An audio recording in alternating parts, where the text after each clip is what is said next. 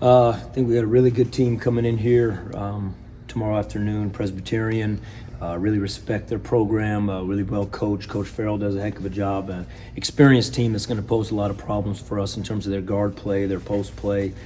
Two really experienced guards and two experienced posts that have had successful seasons prior to here and that have gotten off to a good start.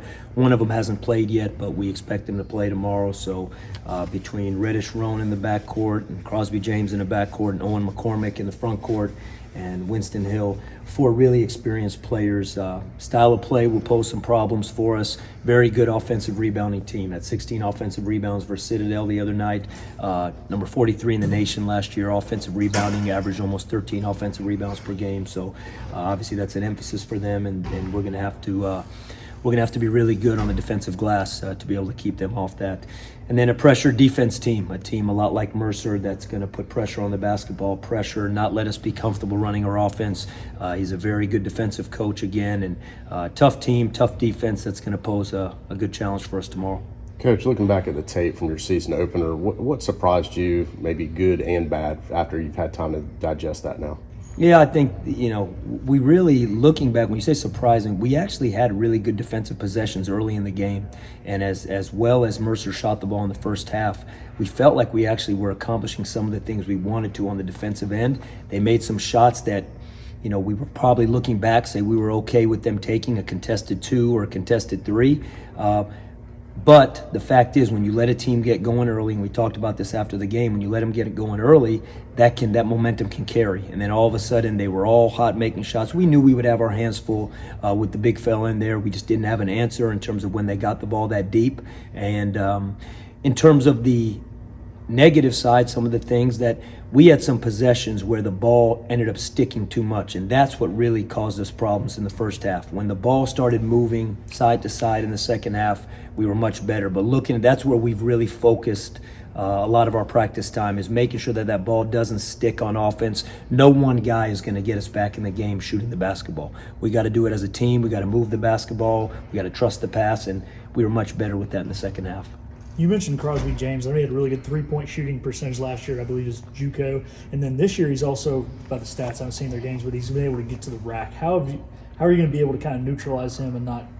Because it seems like he has the strength of being able to shoot the ball and drive inside.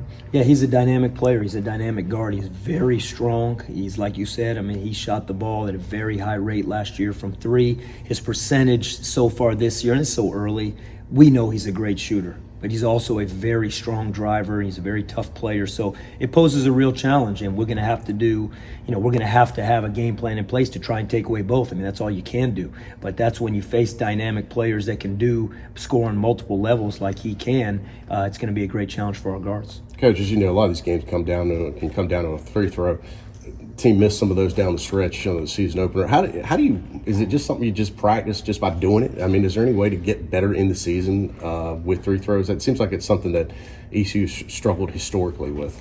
Yeah, I don't think the historical piece is anything of note for this ball club. I think the only thing, Troy, is you practice it and you practice free throws. The best thing we try and do is practice pressure free throws. Our guys take a lot of reps within practice, but this time of year, practice time, you only have so much time, and you can't stay on the free throw line for an hour and a half in practice.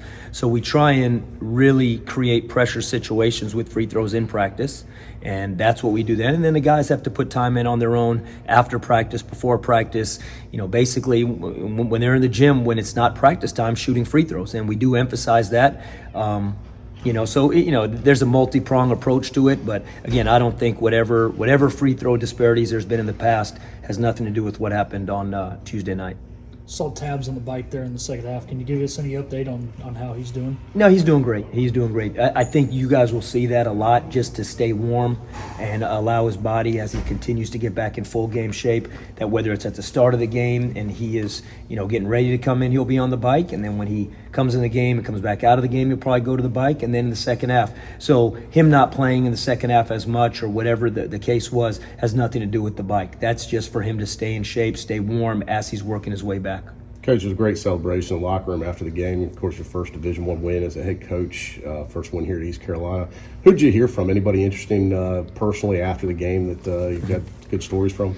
Yeah, it was so awesome, and the locker room was great. Our guys were great, and everyone wants to talk about it was your first win as a head coach, and I'm gonna be completely honest with you. The most exciting thing about that was to win with that group of guys in there. I was way more excited about winning with that team and being a part of that competitive environment with that team and that group of guys and our student section here and our fans here than I was about it being a win for me. I think that's the least important thing, and that's really irrelevant in the whole thing. It was about winning a game with them and with this university and with the fans, but mostly the players. That's what it was about. It was their first win of all of us being together.